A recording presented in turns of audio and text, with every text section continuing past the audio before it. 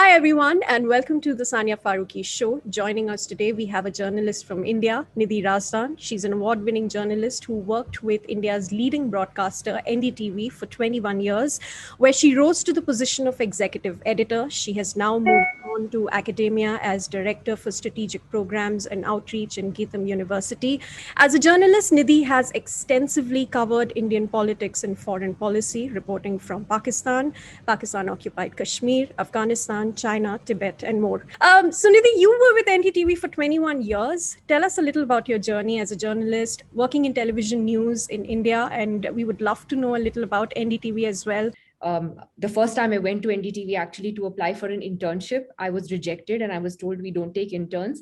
And the gentleman who said that to me, I keep reminding him till today. We could spend more time doing stories. You didn't have the kind of break, the kind of competition now you do minute by minute with other channels. So that gave us a lot of space as reporters to work on our stories, you could spend an entire week, for example, doing a 5-minute piece for the Sunday show, which was a 1-hour magazine format, rather than just trying to churn out something every few hours. But when it came to the online space, you did face a lot of harassment. There were a lot of online trolling that you got, and the recent phishing incident that took place. Tell us a little about what happened and why do you think you were being targeted?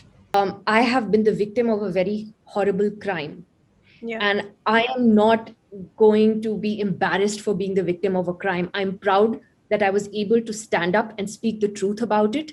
And the idea behind it was to be honest about it and hopefully help other people. Reporters Without Borders in its Press Freedom Index ranked India 142 among 180 countries and said India is a dangerous country for journalists.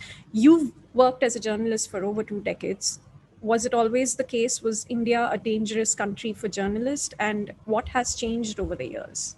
The government, which pretends it doesn't care about these indices and all these surveys, etc., cares very much. They lobbied very hard to get India's rankings up in this particular index, and it didn't happen.